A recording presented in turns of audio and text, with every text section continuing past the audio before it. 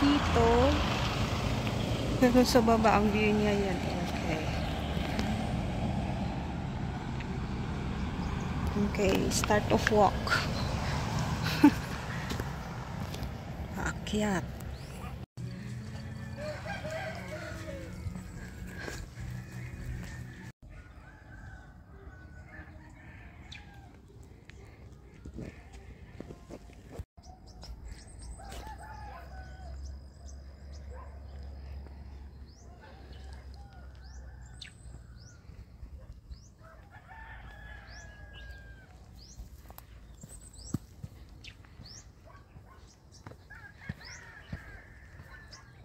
Which tayo ngayon?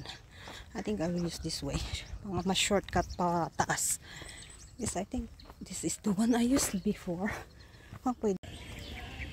Dito pa lang ang view. You can see the Trinidad Valley. Oh, may nagpapatayo na ng bahay dito. I-close up nga natin yan. Kita ang BSU. Doon na banda, dito, Baguio. I can see the Santo Tomas over there, yung pinakamataas, yung radar. Ay, tuloy na natin ang lakad. Oops. Akyat ulit. Hanggang marating yun. Ay, may kubo doon. Along the way, we can see some alnos tree. Memorable alnos tree sa akin kasi yung mga dahon yan pag natuyo kinukuha naming compost. And some pine trees along the way. Ito sa baba may mga garden. Actually nandyan ako kanina.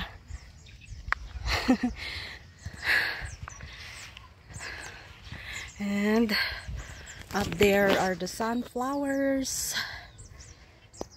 Malapit na rin naman tayo. Pahinga pag may time. And looking at the view. Kung hindi yung Trinidad Valley ang makikita mo ngayon is the sunflower along the way. Ayan. Blooming na sila ngayon.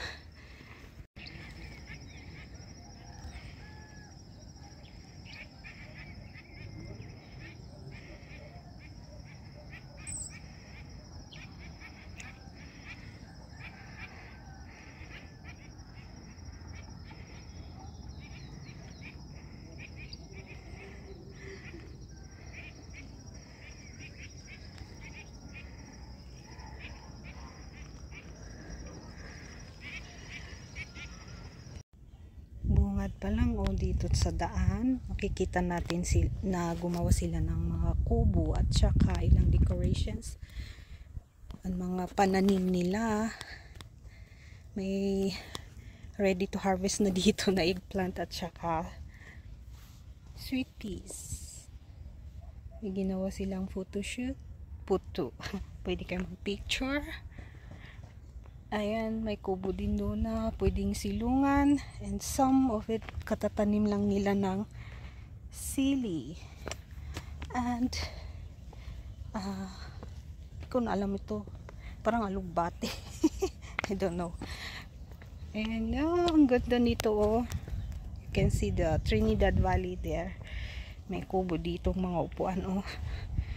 Meron din doon. Pwedeng magpa-picture. Dyan. See the view here? At may tanim silang mga beetroots dyan. Beetroot yan. Hindi na ako bababa dun. You can see a view also of the Mount Calugong. And mga building dyan sa Trinidad. Okay, let's see where that side is. Ditong banda yung kunting silip doon sa Capitol. Yung strawberry farm, yung mahulawak dyan. Yung usually mga green dyan sa sentrong building is the BSU. This until here is Trinidad. Dun sa kabila na is Baguio. Tingnan natin sa kabila. Yan. Yung pinakadulo doon na may radar is the Santo Tomas. Sana. Yan. This part is Baguio na.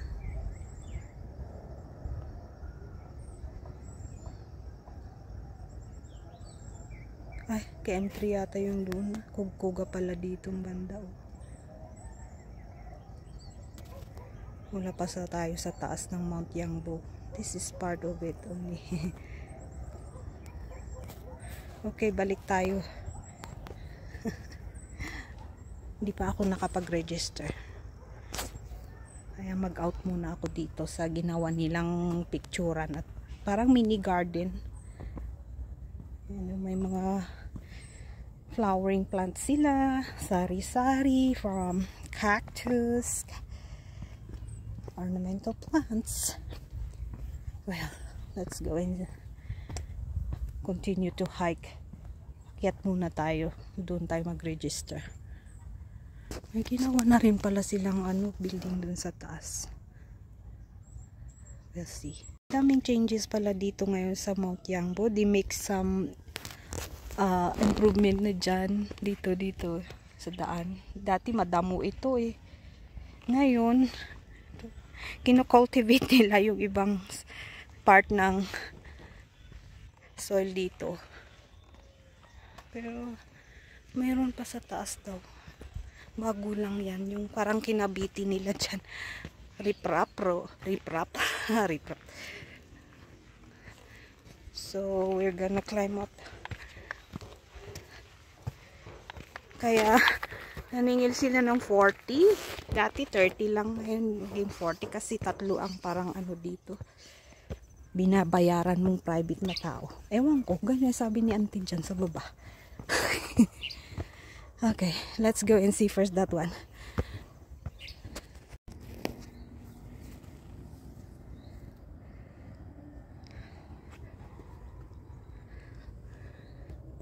Malapit na sa taas. Ganyan ang lakaran. Ayan, kita na ang Mount Kalugong here. That one.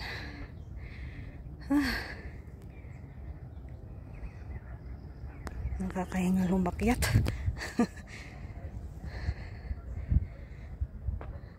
Ayan, malapit na tayo. Before doon sa talagang Mount Yangbo sa taas madadaanan muna natin ito. They make some riprap yung Cavite. May kubo tayo dito na pagpahingaan. And you see there's some flowers over there. O diba? Ang ganda. Sa malayo ka man at sa malapit tumingin, may makikita kang maganda. Just open your eyes and see the beautiful place around you. O diba?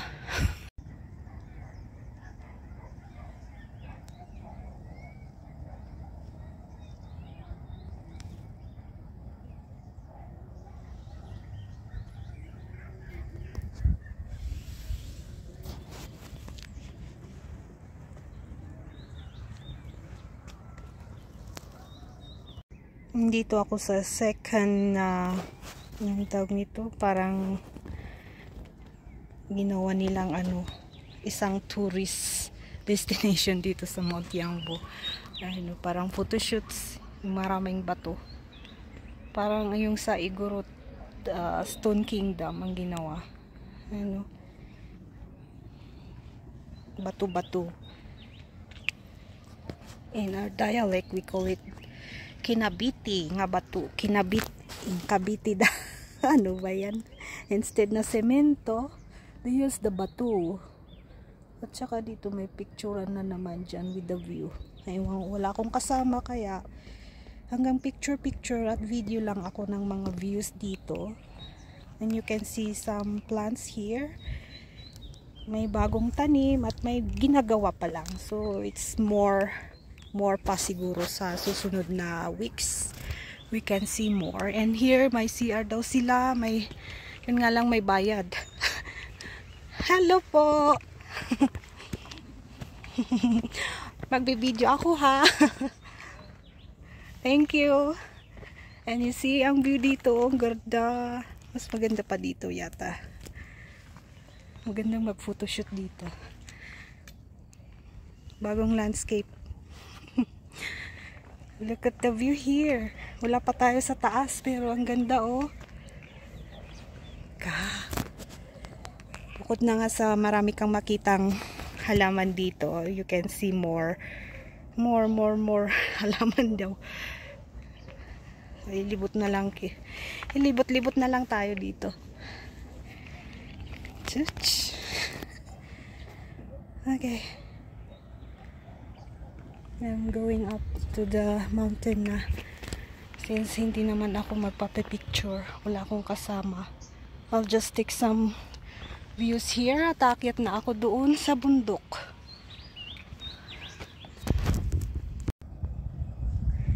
Ayan, malapit na tayo. Pag nalagpasan na natin itong pangalawang ginawa nilang photoshoot. Ito, ano kayang ginagawa nila dito? Baka gagawa sila ng swimming pool dito. Mini swimming, hindi, imbakan pala ng tubig to. Tapos dito na, here is, malapit na tayo sa pinatuktok ng Mount Yangbo. As you can see, more pine trees here. And mga bato. Ayan. Damo-damo na tayo maglakad. Ayan, sa damuhan. May maliliit na mga ito. Ganitong daan. You see the pine trees here. Buti naman nagsusurvive sila as the days and the years go by. Paano ba ako kakyat dito? Mali ang aking dinaanan. Nahirapan tuloy ako. Shush. Here.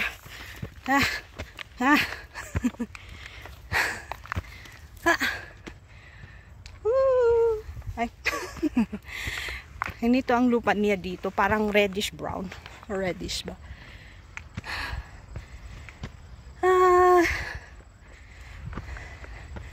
Wow! Here's the real mountain. Anong real mountain?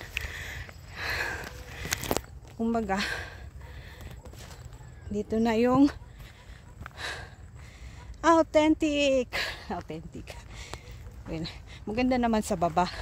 May ginawang mga pagpicturan dun. Pero, yung mga gaya ko na more gusto pa sa nature. Okay na to. Hanggang gandahan nun, at least may CR sa baba, may bilhan ng pagkain at tubig, may picturean doon. Here we are. Bago lang ito yung radar na yan.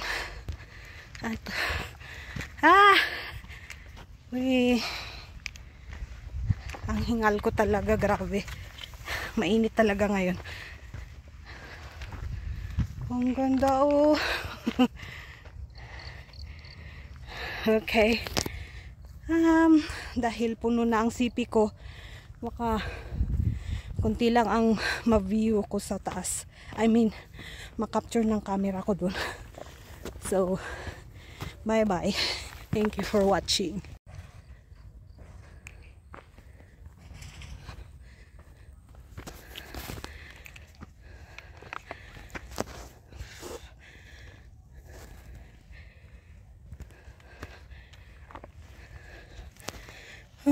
Wala na yung kubo dito.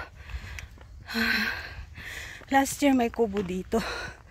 Ngayon wala na. Kasi they are making something also dyan sa baba. I think dyan siguro ang CR. Mayroon naman doon sa baba. Datihan ito pero pinalitan niyang yero yung bubong.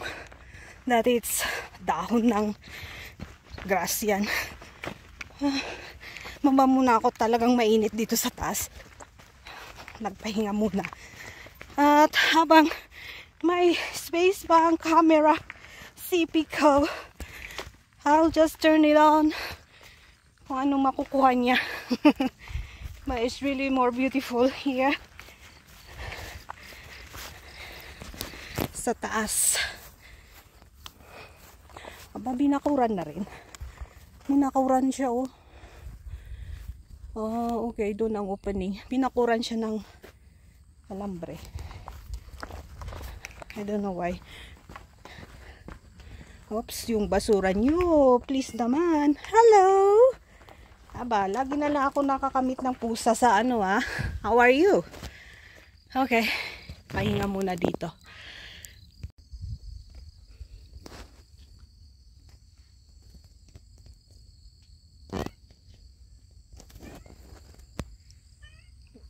Meow. Wala akong pagkain. Here's the view. At ako ay nag-isa ngayon dito sa bundok. Ano sila na doon sa baba? Mayroon naman umaakyat kanina. Kaso lang siguro nagpo-photoshoot doon sa mga ginawa nilang ano doon, picturan, yung mini gardens doon. I enjoyed the view here. At yan, oh, may natirang mga ebidensya ng nag-camp dito, nag-barbecue. Aba, may buti pa, oh. Ito dapat linisin. Kung bakit nila binakuran to. Pero you can go in that middle. Lininisan ditong banda, kaya baka pwedeng mag-camping. And doon sa gilid-gilid niyan is the pine trees.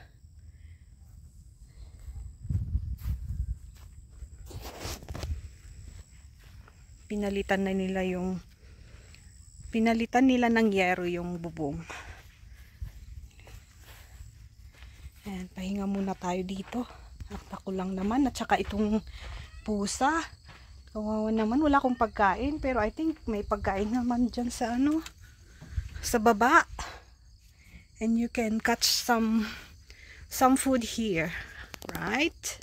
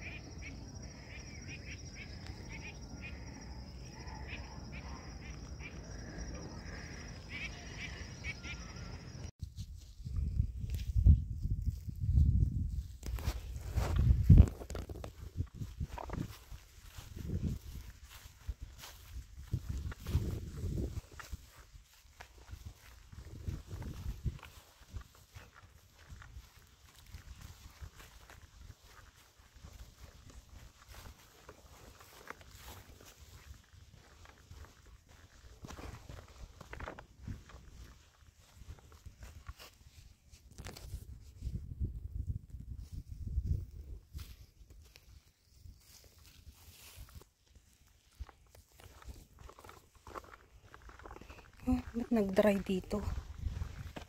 Kinain ba lahat ng kabalyo yung mga damo dito?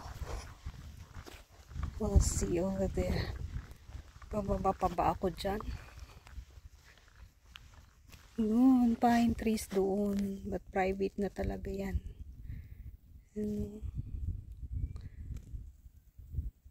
With some greenhouses, mga gardens.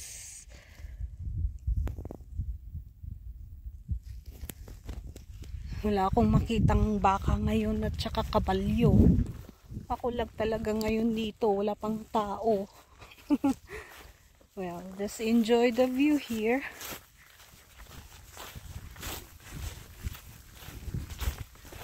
Medyo dry dito sa taas. And I think some activities here happen. That's why yung mga grass dito dry siya. Tsaka may mga straw na naiwan. Mga nag-camp siguro. Doon tayo galing kanina. Sa baba, mga kabahayan. That's part of cruise. Part ng tanaw natin ang Mount Kalugong. Ano ba dito? Lubas. Yan, lubas ditong banda. Or nakakalito na rin pala.